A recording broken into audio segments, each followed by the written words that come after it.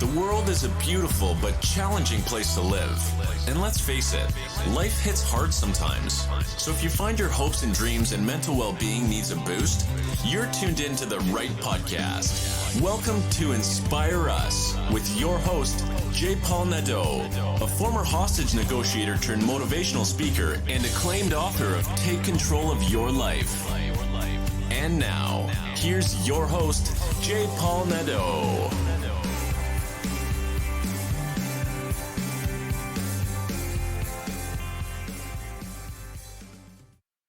Hello, everyone, and welcome to Inspire Us. Today's episode is about preventing suicide. I have Dr. Mark Goulston joining us, who will be talking about how he has successfully treated his patients, his suicidal patients, with the technique he calls surgical empathy. Without any further delay, I'd love to introduce you to Dr. Mark Goulston. Hello, Mark, and welcome to Inspire Us. I'm glad to be here. Thank you for having me. Well, Mark, after I read your impressive biography and knowing everything that you've done, I couldn't help but reach out to you and ask you to be part of this because we come from similar backgrounds. I am a former hostage negotiator. You are a former hostage negotiator trainer with the FBI. I know a couple of FBI negotiators that I keep in touch with regularly. And I also see that you're an expert on so many different topics, including depression, suicide. And we're going through some really difficult times, as we all know. It's been over a year with COVID-19, and a lot of people are still suffering. I wanted to ask you, from your point of view as an expert, what are some of the signs that we could be aware of in other people, or maybe even in ourselves, that we need help and that somebody needs to reach out to us, or what we can do to actually take care of them and ourselves? Well, I think the signs are changes in behavior, changes in attitude. People seem to be more withdrawn. They seem to be more negative. They seem to be more pessimistic. You don't see they're not quick to smile about many things. And you can feel sort of an energy where they're pulling away. And in fact, one of my great passions is preventing suicide, especially suicide in teenagers who have been locked down and locked in. And there's something I'd like to bring up because I have a book out called Why Cope When You Can Heal, which is about how do you help people heal from trauma, not just recover from it. And part of what we share in that is my experience as a suicide prevention specializing psychiatrist, where for 25 years, none of my patients died by suicide. And I've been trying to figure out what it is that I did that caused that. And in the book, Why Cope When You Can Heal, we've actually named it, and we call it surgical empathy. Surgical empathy. And if you think of someone who's feeling really, really hopeless, and it won't go away, and it's painful, and unless you've been suicidal or had those thoughts, you won't understand this. But if you have been, you'll understand it. Death is compassionate and empathic to hopelessness. Death basically says, if it gets really bad, I'll take your pain away. But as one of my mentors, Dr. Ed Schneidman, who was possibly the top pioneer in the field of suicide prevention, as he used to say, suicide is a permanent solution to a temporary problem, but you can have a mindset where you don't think it's temporary. But the way it works is if suicide feels your pain and gives you a way out of it, what I think I learned and did with my patients is they felt by me. And feeling felt by another person is different than feeling understood. Feeling understood, there's a gap. And a lot of times, if you're really closed down and you're stuck, you can't reach out to where they're at. They have to come in where you're at. So can I share a story that'll probably illustrate this better than anything I could say? Would you please? Yes. So early in my practice, And Dr. Schneidman was a main referrer. He would refer me still suicidal patients who had to be discharged from the hospital. They weren't acutely suicidal, but you couldn't keep them there forever. But that was still part of who they were. And there was one patient that I'll call Nancy, who I was seeing for 6 months. She'd made 3 or 4 suicide attempts before I started seeing her, and she'd been in the hospital 2 to 3 months every time for several years. Way back then, you could stay in the hospital that long. And I was seeing her, and I didn't think she was getting any better, except that was the longest she'd gone without an attempt. And when she would come in, she wouldn't really make eye contact. She wasn't catatonic, but if you're me and I'm you, she'd be looking like 30 degrees to the left or the right. And so one Monday, I had just finished moonlighting at a hospital, a psychiatric hospital, where I covered for the doctors. And sometimes when you're doing that, you can be up 24 hours covering, doing admissions and things like that. And on a particular Monday morning, I came in and there was Nancy looking to the left of me. And as she was looking at me, and I looked out at her, all the color in the room turned to black and white. So I'm looking out at a room that's black and white, and I start to feel chills. And I thought I was having a stroke or a seizure. Now, I'm a psychiatrist. I'm a medical doctor, so I did a neurologic exam on myself. And I'm tapping my knees, and I'm looking at my fingers and whatever, because I wanted to see if I had a stroke or a seizure. And I realized I'm all here. But because I was sleep deprived, your mind can play tricks on you. And I had this crazy, crazy idea that I was looking out at the world through her eyes. That's what it felt like in those lifeless eyes. And because I was sleep deprived, this is what I said to her that I probably wouldn't have said if I wasn't sleep deprived. And I said, Nancy, I didn't know it was so bad, and I can't help you kill yourself. But if you do, I will still think well of you. I'll miss you. And maybe I'll understand why you had to get out of the pain. And I thought, I just blew it. I just gave her permission. And she looked at me, probably for the first time. And she not only looked at me, she looked right into my eyes. And I thought she was going to say, thank you for understanding. I'm overdue. And I said, Nancy, what are you thinking? And she looked at me and she said, if you can really understand why I might have to kill myself to get out of the pain, maybe I won't need to. And then she smiled. And then I said to her, while I still had her, my eyes on her eyes, like I have them on yours, I said, Nancy, I'll tell you what we're going to do. I'm not going to give you any treatment that you've been on before and that probably hasn't worked that well, unless you ask me to give you treatment. Would that be okay? And Paul, she's looking at me with a look that says, keep talking, I am intrigued. And I leaned into her like I'm leaning into your eyes. And I said, I'll tell you what we're going to do. I'm going to find you wherever you are. And I'm going to keep you company there, because you've been there alone too many times at 3 a.m. Would that be okay? And then she started to cry and smile. So that's an example of surgical empathy. Mark, sorry, I'm just going to jump in there and say that you're giving me goosebumps just by telling me that story. What else happened in that moment? What else was said? Well, what happened is she grabbed onto that like a lifeline. But I want to share a nuance with you, because here's the difference between clinical empathy and surgical empathy. So I want you to imagine, Paul, I don't want to know what your past has been, but I want you to imagine that you're feeling really depressed. You're really down. And I want you to imagine that if you come in and I'm being professional and responsible, but I'm checking boxes, I have to follow a protocol. And if I say, have you been depressed? And you're thinking to yourself, well, I'm not here because I'm happy. And you say yes. And I'd say, how long have you been depressed? And you tell me, have you had negative thoughts? Well, you don't exactly have positive thoughts. You don't say that. Yes. Do you ever have thoughts where you might want to end it? Yes. So that's professional, that's responsible, that's easy to record in the electronic record.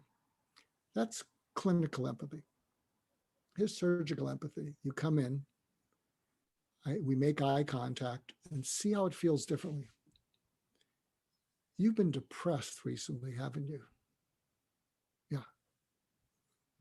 Like really depressed. Like scary depressed. Yeah. And you've had moments when you didn't know how you're going to make it through the next hour. Is that true? Mm-hmm.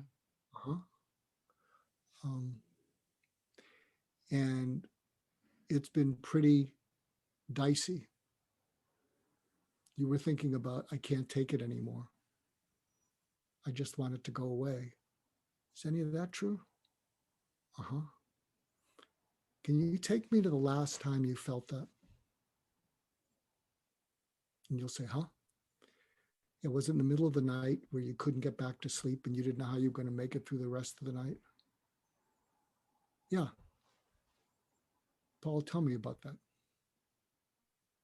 And as you say it to me so clearly, and you talk about, well, I couldn't get back to sleep. I didn't know whether to put my fist through the wall or my head through the wall. And then what happened? But as you tell it to me so clearly that I can see it, you're re-feeling it, but you're not alone. Mm-hmm. And so we call it surgical empathy because it's like draining pus out of an abscess of hopelessness. But can you feel the difference between that? Am I checking boxes? Oh, I certainly can. And it works in police work, any kind of work. Exactly. When you connect, it's about connection. It's not about wearing the white jacket. It's about taking the white jacket off and connecting with the human being in front of you. Would I be correct? In fact, absolutely. In fact, in my book, Just Listen, one of the early chapters is about someone who took some of my training, and it's been so long since I wrote the book, but and there's something that we call a sort of a paradoxical intervention, and so if you've been in these situations, there's a lead negotiator, and they're being fed information on the perpetrator or the person who's suicidal, and so I'm not giving you all the details of it, but what the lead negotiator is told to say to the person is, and this wouldn't work, by the way, with someone who's like a terrorist. This is mainly for someone who's emotionally distraught. And what you would say to that person is, I'll bet you sometimes feel that nobody knows what it's like to feel what you're feeling right now. Is that true? Because you're giving them words, and there's a part of them that's feeling, nobody knows what I feel like, and nobody gives a F. Mm-hmm. So you're trying to draw that out. And in this case, that's exactly what the person said. Yeah, nobody knows what it's like to feel this way. And then again, given the data, the next question was, and I'll bet you sometimes feel that nobody knows what it's like to wake up in the morning and think that only bad things can happen to you. Is that true? And then he says that. Yeah, that's absolutely true. And I'll bet nobody knows what it's like to feel like you're cornered and there's no way out other than this. So I'm giving you an idea, but can you see, by being paradoxical, and they're saying, yes, nobody knows. Yes. Well, the point is, you know. And so you're mirroring them in a paradoxical, ironic way. And then you build on that conversation towards you. And when you do it and you're fortunate and it works, they're gonna and the anecdote was someone barricaded in their car in like a big department store parking lot. And people were drawn in, the SWAT team, because, if he had taken any movement to hurt someone else, they were trained to take him out. So, but can you picture that emotionally, that as you're engaged in that conversation, he's being drawn into it away from his agitation? I certainly can, because I've had a few of those conversations as a former hostage negotiator. And yes, you're absolutely right. To use that approach opens the gates of communication. And a person who is in distress, when they are heard and really feel like you are stepping into their shoes and you're giving them permission to speak their truth, are more likely to listen, to speak, and to cooperate. How powerful is that? Doctor, that's so powerful. I see that one of your books is Just Listen, and it really is about active listening, is it not? Absolutely. Just Listen is about, and it's in 27 languages. This won't surprise you.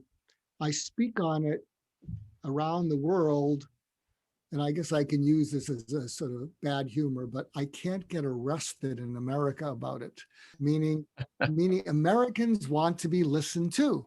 But I'll share you the latest update. And this might be the next book I would write beyond listening.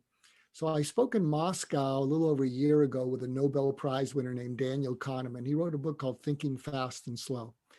And they had me be there because 5 of my 9 books are bestsellers in Russia. And so my presentation to 1,000 Russian managers and leaders of organizations and companies, the title was Change Everything You Know About Communication.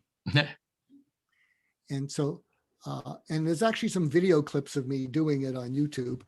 But right now, I'm going to change everything you know about communication, Paul, and your listeners. Are you game? I'm game. I'm interested to see where this goes because I know quite a bit about it. But go ahead. Yes, please do. And, I'm always open to hearing new information because I think that that's how we truly grow. And if we can take anything from a podcast or a conversation that makes us better at listening or speaking, I'm all for it. So please, Mark. So here goes. All right. If I focus on, this is what I said to the audience, but I'm going to do it with you.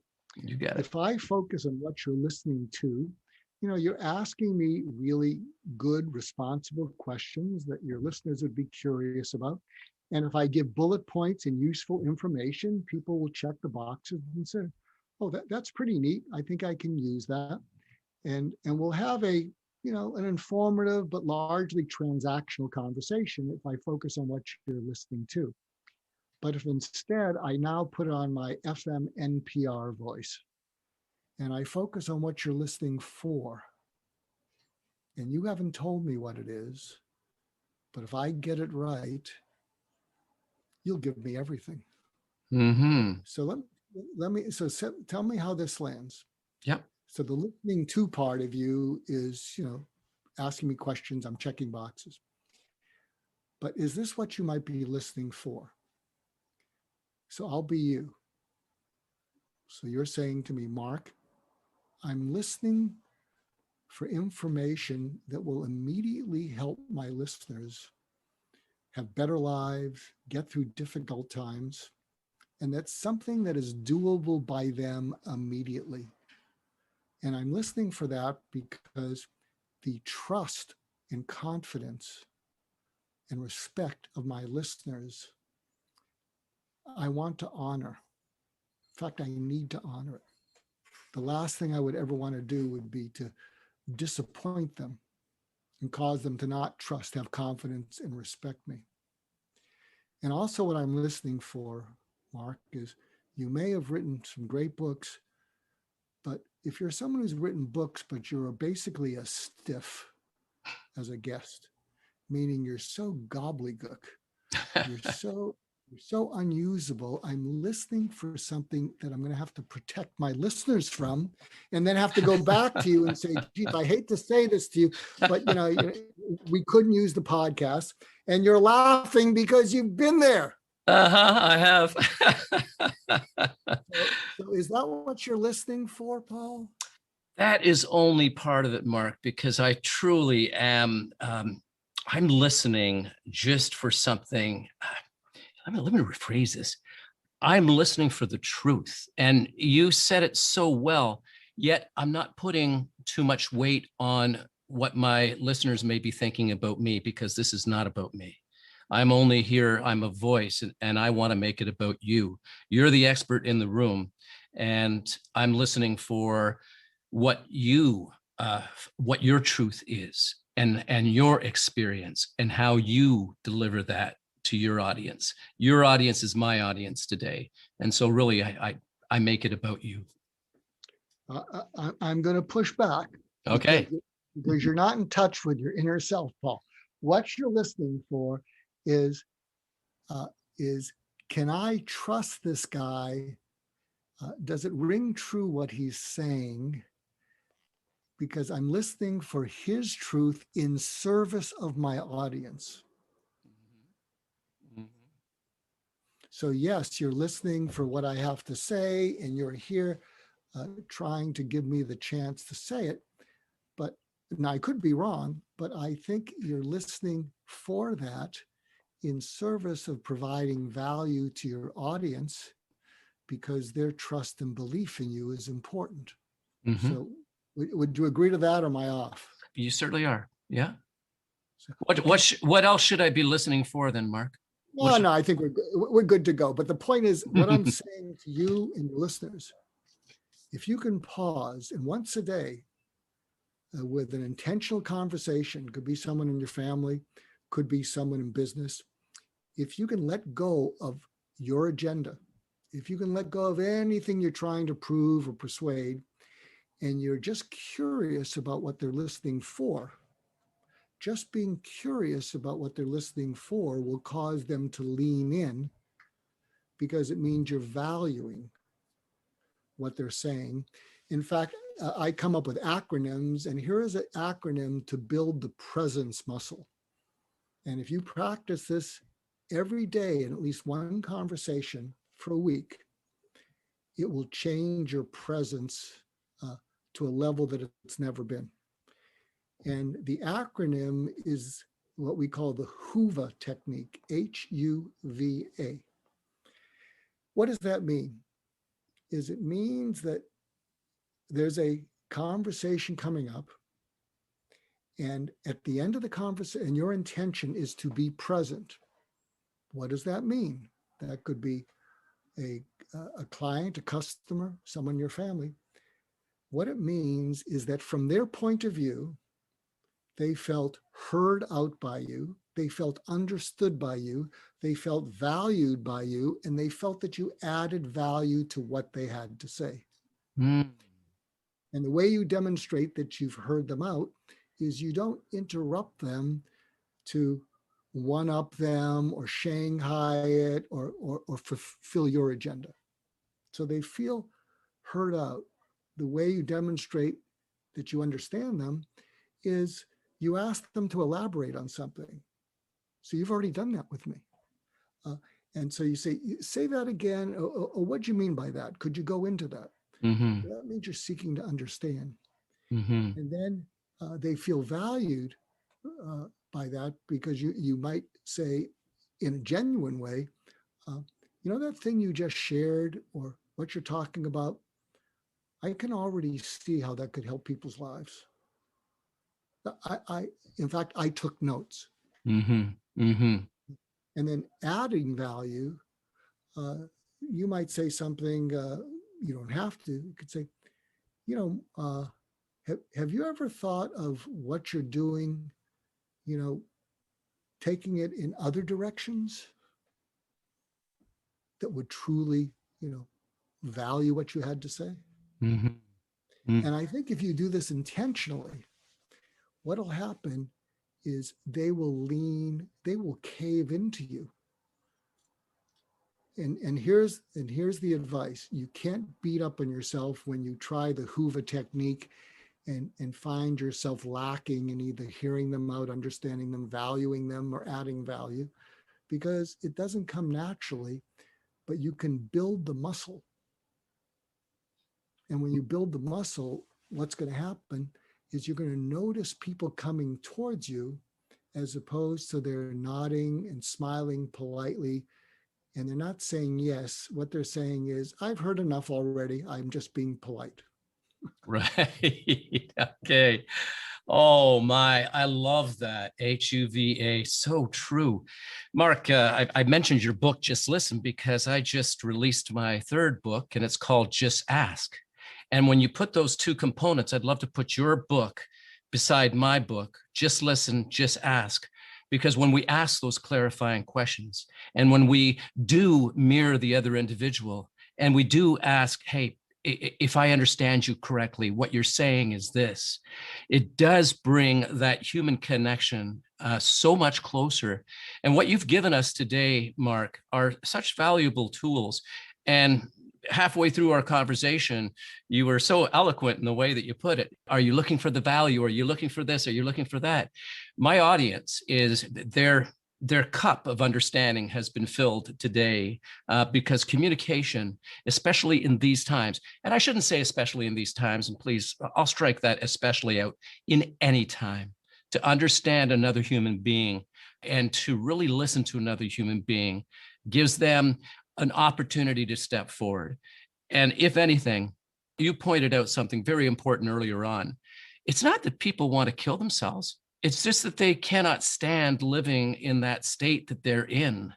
And when you used this surgical empathy to really get into mirroring, you stepped in to your patient's shoes and you asked those questions and you got them to look at you in the eyes instead of looking to your left or looking to your right. And that dark moment that you explained in that room, because you were sleep deprived, may have been something greater than you could even understand today. That was, I think, a moment of brilliance, a moment of, wow, I get it now. So you have added so much value to our show here today. In parting, I want to ask you how people could get a hold of you, where they could buy your book. But I also want to ask you if you could leave us with one or two additional little tips of gold that you've already given us that will help people get through this difficult time. Well, let me hit you with the tips first, because you and I are going to save some lives today. So here's another example of surgical empathy. Also, I would like your listeners to check out Teen Mental Health Webinar. It's a video that a friend of mine, his 14-year-old son, died by suicide a couple of years ago, and he reached out to me afterwards. And it has a video of him speaking to 12 male founders about how it was his fault. He believed that his son killed himself because he said, I was the dad. I give solutions. I don't share my own fears of vulnerability. And I made it difficult for him to open up to me because I always gave him a solution. And when he died, one of his suicide notes was his passcodes, and he'd been looking for ways to kill himself for months. And so here's a way to reach someone you're worried about. And Jason Reed gave me this insight. When you say to someone like a spouse or your teenager, how are you doing? And they say, great, they're usually good. But when they say, I'm fine, they're not. When they say I'm fine, what they're usually saying is leave me alone. And so here's an example of surgical empathy. You can ask them, how are you doing? And they give you the I'm fine response. And you could say, I know you're fine, but I'm your mom, I'm your dad, or I'm your husband, I'm your wife. I got a few questions. Just give me your best answer. At its absolute worst, how awful are you capable of feeling? They're going to go, what? Mm-hmm. At its worst point, how awful are you capable of feeling? And they're going to say, pretty awful, or very awful. Okay, already, very awful. This is the surgical empathy you're going in. And when you're feeling that way, how alone are you capable of feeling? Pretty alone. Pretty alone or all alone? Okay, all alone. Take me to the last time you felt that. What? Yeah, take me to the last time you felt that. And then when they talk about 2:30 in the morning where they felt like punching a hole in the wall, what's interesting is when they describe it so clearly that you can see it, they re-feel it, but they're not feeling it alone. And then after they say that, what you say to that kid is, I got a favor to ask you. And they're going to say, what? Whenever you feel that, I want you to do whatever it takes to get your mom or your dad and my attention, because we're preoccupied. And there is nothing more important than us going to where you're at when you're alone there. Do you understand? Mm-hmm. So do you follow how that might open up a conversation? So I just wanted to leave that tip, because if you're listening in, it might come in handy. Thank you so much, Mark. Now, how can people reach you?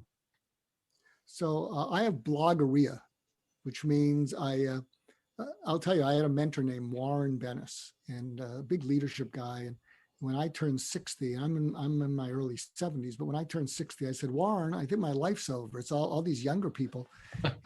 He said, Mark, when I was in my 70s, it was my best decade, because everything I'd watched and learned started to make sense.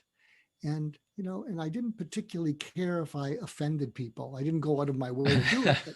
But I was just connecting things, and that's what's happening to me. So if you go to markgoulston.com, you'll see what I'm up to. Also, I have a podcast called My Wake Up Call, where I interview influencers and thought leaders, and it's all about what matters most to you, that you think will matter most to you at the end of your life, and what were the wake-up calls that led you there. And I've had Larry King on, Norman Lear, Secretary David Shulkin from the VA, Tom Steyer ran for president.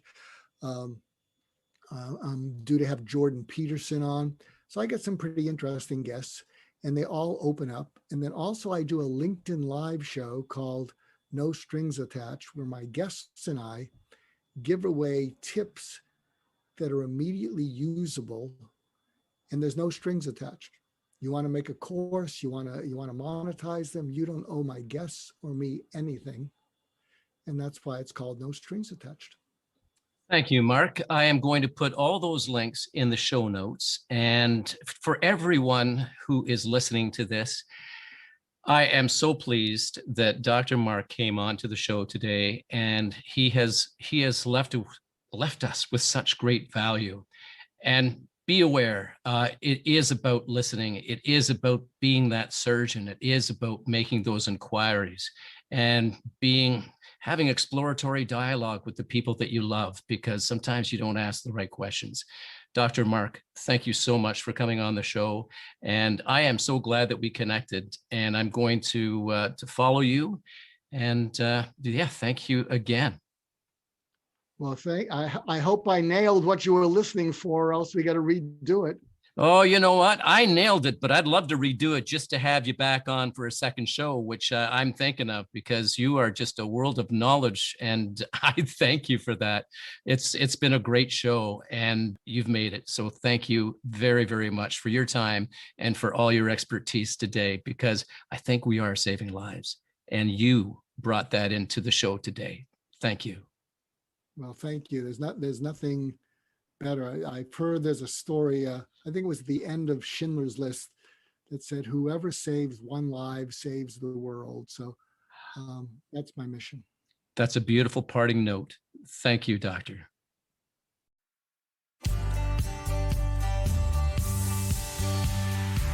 Thanks for listening. Tune in next week for another insightful episode. If you haven't already, hit the subscribe button and leave your comments. For more information, check out our website at www.inspireus.ca. Remember, it's not what happens to us that matters most. It's how we respond to what happens to us that does. Stay strong and resilient.